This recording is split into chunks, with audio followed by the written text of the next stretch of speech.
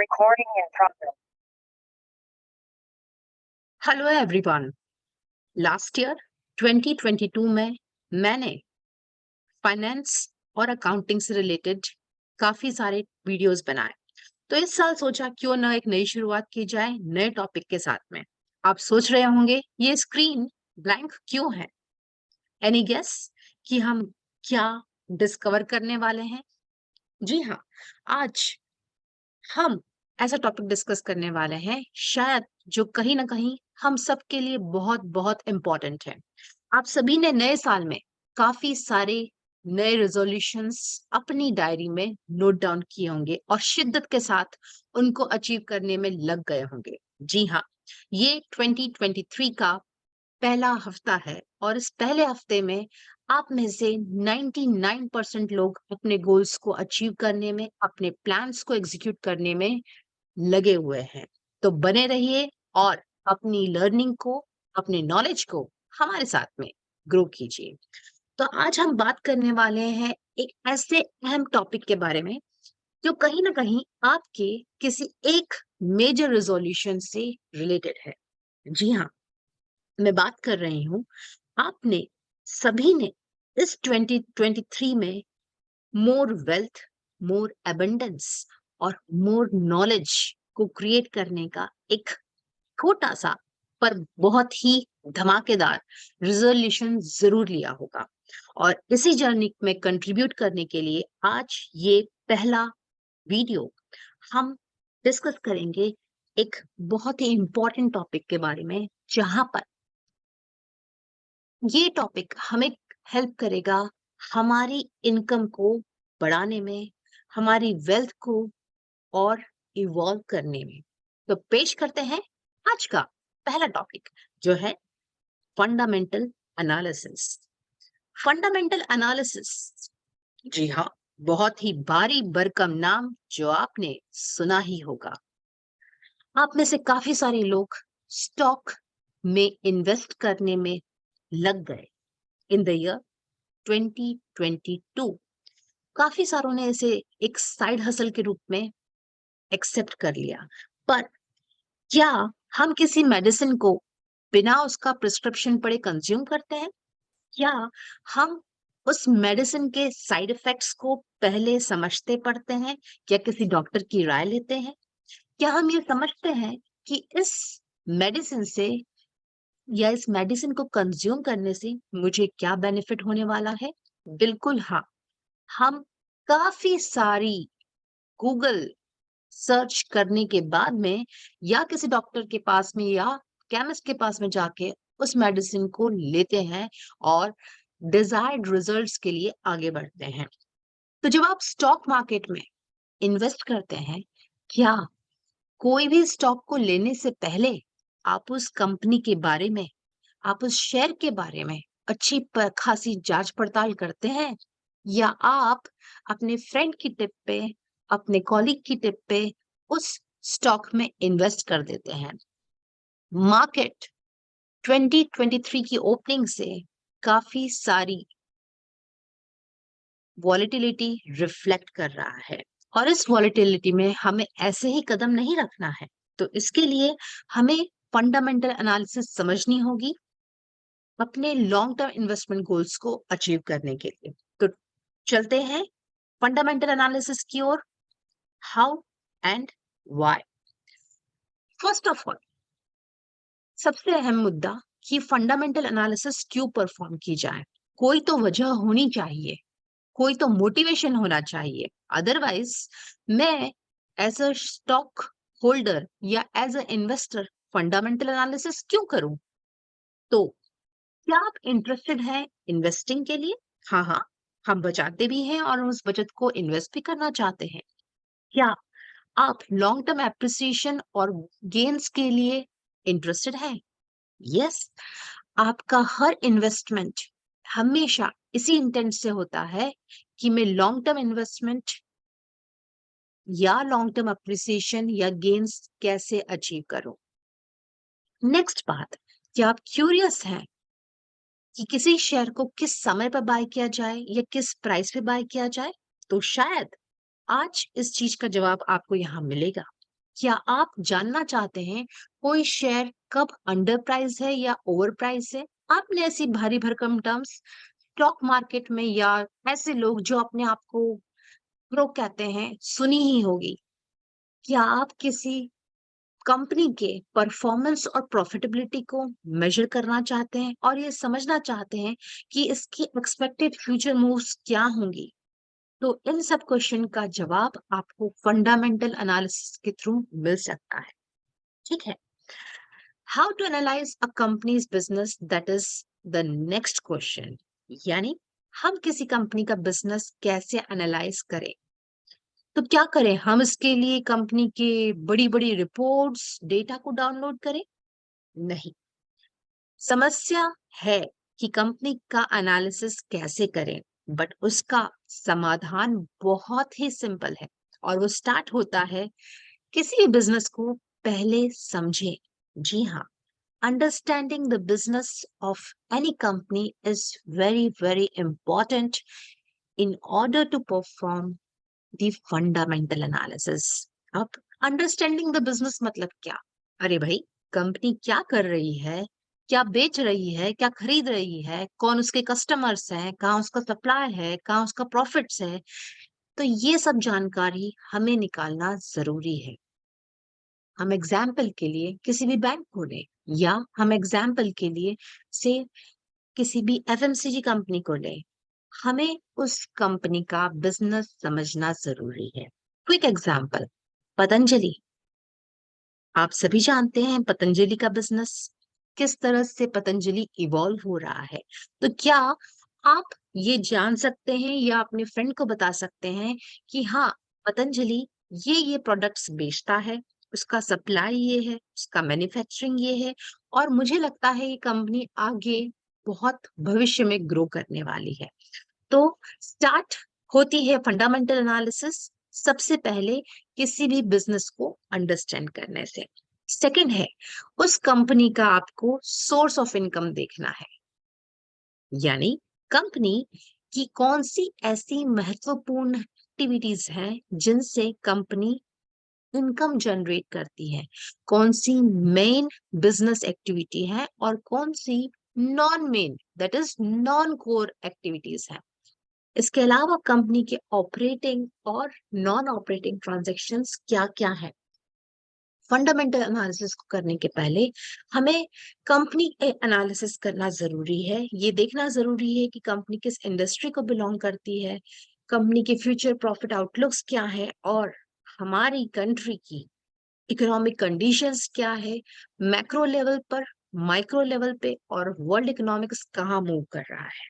तो company analysis, industry analysis, economic conditions, future profit outlook are very crucial to understand the business and the company as a whole. Now, अब इस analysis को करने के लिए हमें कुछ डेटा गैदर करना होगा। अब ये डेटा कहाँ से गैदर करना है? आप डेटा का नाम मत लीजिए। डेटा की बातें सुनते ही मेरे दिमाग में दर्द होने लग जाता है। लेकिन मेरी बात मानिए, डेटा को गैदर करना और एनालिसिस करना चुटकियों का काम है।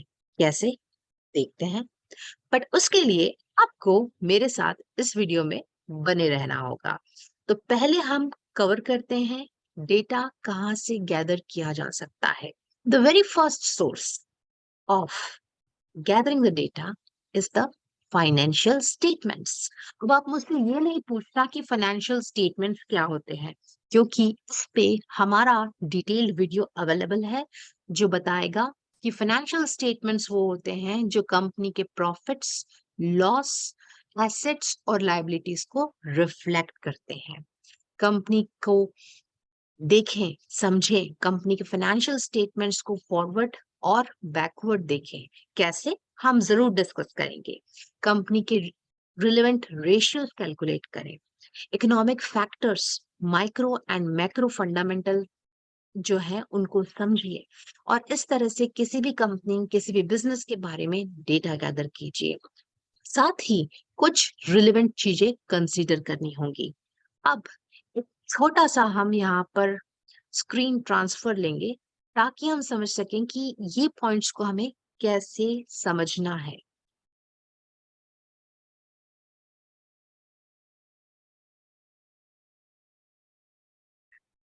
और हम आ गए हैं अब screener.in पर। यहाँ पर हमने एक कंपनी का नाम डाला और जो कि ले लेते हैं, लेट्स से HDFC।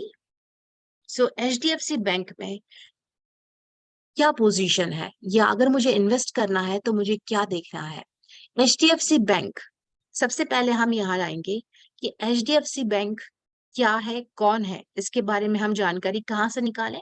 तो ये देखिए, about HDFC was amongst the first to receive an in principle approval from RBI। अब क्या ये पब्लिकली हेल्ड बैंक है? हाँ जी। तो इस तरह से हमें इस कंपनी का, इस HDFC बैंक का पूरा डिस्क्रिप्शन मिल जाता है, जिसका यहाँ पर इंफॉर्मेशन अवेलेबल है। अब आप यहाँ देखेंगे कि हमने screener.in के अंदर HDFC बैंक को पंच किया और इस तरह से हमारे पास में कुछ इंफॉर्मेशन आ गई। HDFC bank chart analysis, peers, quarters, profit and loss, balance sheet, cash flow, ratio, investor document वगैरह वगैरह। इतने सारे नाम देखकर घबराइए नहीं, एनालिसिस करना काफी सिंपल है। अब इसके लिए हम वन बाय वन इन सब टैब्स पर जाएंगे और HDFC बैंक को डिस्कवर करेंगे। HDFC बैंक BSE और NSE में लिस्टेड है।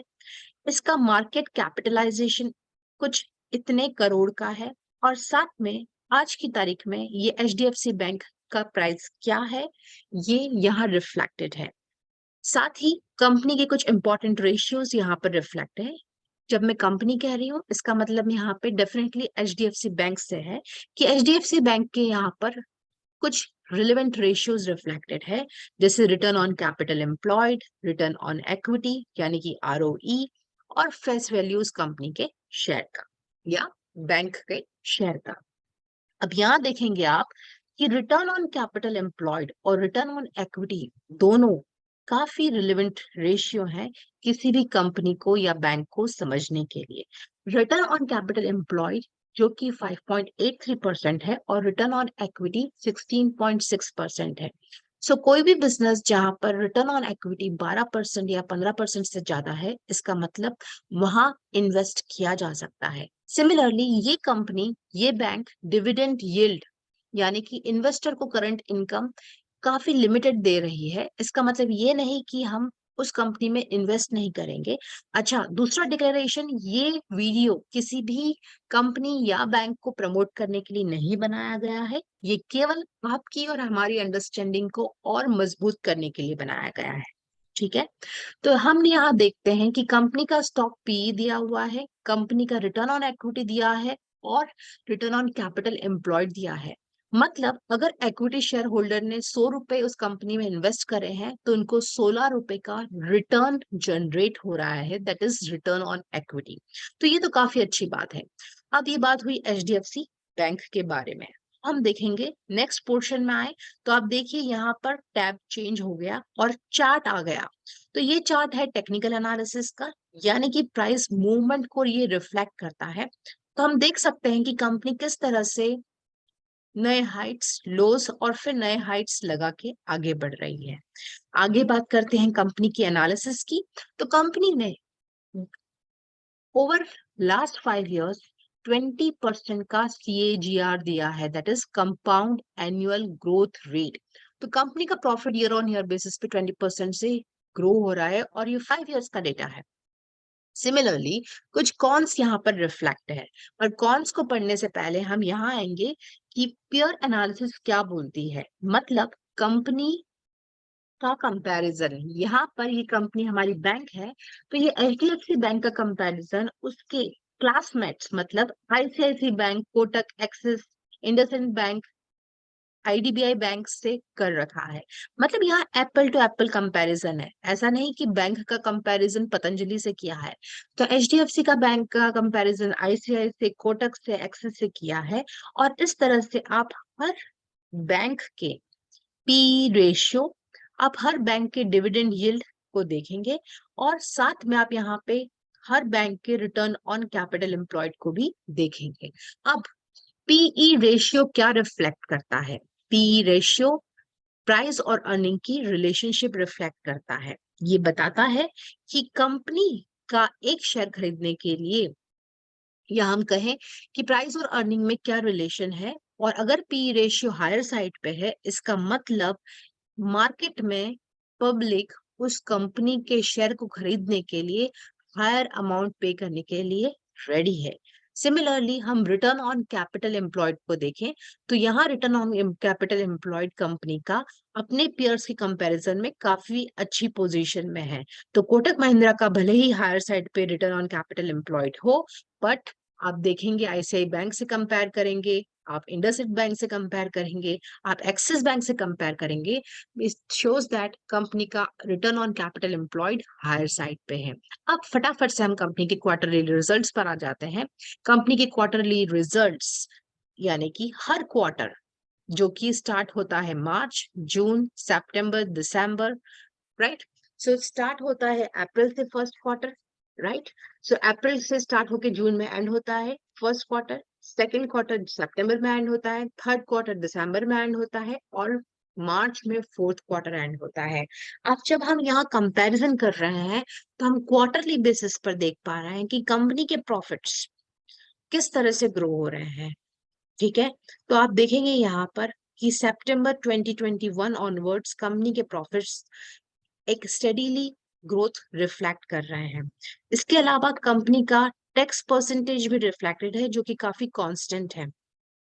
इसके अलावा हम कंपनी के ईपीएस को देखें, that is earning per share को देखें, तो ये earning per share year on year basis पे ग्रो हो रहा है। हाँ, कोविड के कारण थोड़ा बहुत डिप रहता है, स्मॉल फ्लक्चुएशंस हमें जरूर दिखे, बट हाँ, उसके बाद भी कंपनी ने अच्छी खासी जंप दिखाई है। अब कंपनी के profit and loss account consolidated तरीके से और स्टैंडअलोन बेसिस पर रिफ्लेक्टेड है। तो ये हमें दर्शाते हैं कि कंपनी का प्रॉफिट, फाइनेंसिंग मार्जिन किस तरह से ग्रो हुआ, कंपनी का ईपीएस क्या रहा, और कंपनी ने हर साल कितना डिविडेंड पे आउट करा।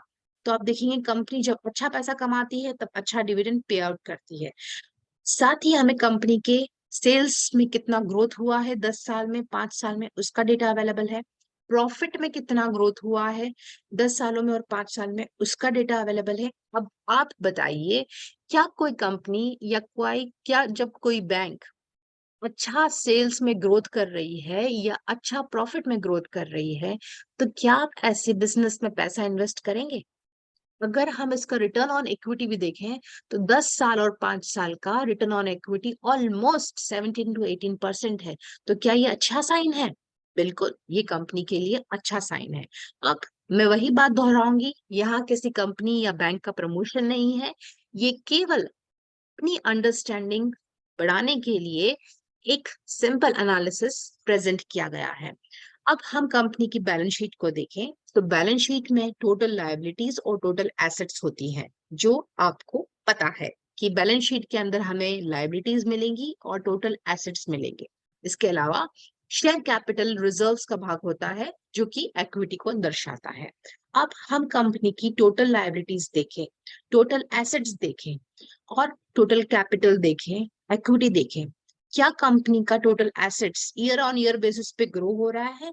बिल्कुल हो रहा है। क्या कंपनी के फिक्स एसेट्स भी ग्रो हो रहे हैं? जी हाँ। क्या कंपनी के इन्वेस्टमेंट्स भी ग्रो हो रहे हैं? जी हाँ। तो आप इन्वेस्ट कब करते हैं? जब आप ज्यादा पैसा बचाते हैं या आप ज्यादा पैसा कमाते हैं। तो यही बात इस बैंक पर भी एप्लीकेबल हो रही है कि ईयर ऑन ईयर बेसिस पे कंपनी के इन्वेस्टमेंट बढ़ते जा रहे हैं। अब हम कैश फ्लो की बात करें तो cash is the king, right? और इसीलिए हम जब कैश फ्लो स्टेटमेंट देखते हैं कंपनी का, तो कैश रिच कंपनी है क्या ये? जी हाँ, कोविड के बाद में कंपनी के पास में अच्छा कैश बैलेंस रिजर्व्स हुए और इस तरह से कंपनी ने अच्छा ग्रो किया। कंपनी का रिटर्न ऑन इक्विटी भी हायर साइड पे है। और जब हम कंपनी की शेयर होल्डिंग पैटर्न देखें तो प्रमोटर की share holding almost 25 point plus में ही रही है। Over the number of years कहीं ना कहीं से प्रमोटर की होल्डिंग में, शेयर होल्डिंग में कोई चेंज नहीं आया है, वो 26 to 25 की रेंज में ही रही है on the higher side. Similarly public का इंटरेस्ट देखें तो जी हाँ, पब्लिक की होल्डिंग भी इसमें धीरे धीरे से बढ़ रही है। अब इन सब चीजों के साथ में कंपनी के कुछ डॉक्यूमेंट्स यहाँ अपलोडेड हैं जो आप कभी भी विजिट कर सकते हैं। ये तो बात हो गई इन सब टैब्स की। तो देखिए, बिल्कुल समय नहीं लगा। अब हम बात करते हैं कंपनी के कॉन्स की, मतलब यहाँ पर कोई शॉर्टकमिंग। हाँ जी, तो इनके हिसाब से कंपनी के पास में इंटरेस्ट कवरेज रेशियो लो है, कंपनी के पास में कुछ कंटिजेंट लायबिलिटी है, मतलब ऐसी लायबिलिटी जो अराइज हो भी सकती है और नहीं भी हो सकती है, और कंपनी की अर्निंग में एक बड़ा भाग अदर इनकम से आता है जो कि नॉन कोर इनकम से रिलेटेड एक्टिविटी है। तो उम्मीद करते हैं आपको ये अंडरस्टैंडिंग, आपको screener.in से ये अंडरस्टैंडिंग तो आई होगी कि एग्जैक्टली आपको कभी भी किसी कंपनी के बारे में क्या देखना है, क्या समझना है। तो अब हम इन सब चीजों को समराइज करते हैं कि आपको कंपैरिजन करना है इस साल को अगले साल से, मतलब गए साल से, इस क्वार्टर को प्रीवियस क्वार्टर से, इस मंथ को प्रीवियस मंथ से, एंड सो ऑन। तो ईयर ऑन ईयर बेसिस पे कंपनी ने क्या अचीवमेंट्स किए ये आपको जरूर जरूर देखना है। साथ में कंपनी का कंपैरिजन उसके पीयर्स से करना है, जैसे हमने यहाँ पर आईसीआईसीआई बैंक, एक्सिस से और यस बैंक से कंपनी का कंपैरिजन किया। इंडस्ट्री के स्टैंडर्ड्स को देखना समझना है, 3 साल या 5 साल के डेटा को देखना है, और हमें ट्रेंड आइडेंटिफाई करनी है कंपनी के over the number of years, मतलब 19, 20, 21, 22 या 2015 से लेके 21 तक किस तरह के मूव है या डाउन मूव है। तो इन अक्षर हम कहें कि आपको कंपनी का डेट इक्विटी रेशियो देखना है जो कि फाइनेंशियल स्टेटमेंट यानी कि बैलेंस शीट में अवेलेबल होगा। कंपनी का डिविडेंड यील्ड देखना है जो कि screener.in में अवेलेबल है। कंपनी का आरओई देखना है, कंपनी का रिटर्न ऑन कैपिटल एम्प्लॉयड देखना है, प्रमोटर की शेयर होल्डिंग देखनी है, और कंपनी के सेल्स और प्रॉफिट देखने हैं जो कि प्रॉफिट एंड लॉस स्टेटमेंट में रिफ्लेक्टेड होते हैं। तो इन सब चीजों के साथ में आपको इंटरेस्ट पेमेंट को भी ध्यान देखना है कि कंपनी ने कितना लोन ले रखा है और कंपनी का इंटरेस्ट पेमेंट का रेशियो क्या है, वो हायर साइड पे है या लोअर साइड पे है। इन सब चीजों को जानने समझने के बाद आपको कुछ स्पेसिफिक क्वेश्चंस के आंसर देने हैं और इसके साथ ही फंडामेंटल एनालिसिस का द एंड हो जाता है। तो let's get into these specific questions. पहला क्वेश्चन, आप ये जानकारी निकालेंगे इन सब एनालिसिस से कि कंपनी स्लो ग्रो कर रही है या फास्ट ग्रो कर रही है अपने पियर्स के कंपैरिजन से। क्या कंपनी की प्रोडक्ट्स की prices year by year basis पे बढ़ रही हैं? क्या कंपनी को मार्जिन है कि वो प्राइसेस को बढ़ा पाए? क्या कंपनी का बिजनेस प्रॉफिटेबल है ईयर ऑन ईयर बेसिस पर? क्या कंपनी का वर्किंग कैपिटल इफेक्टिवली यूज हो रहा है?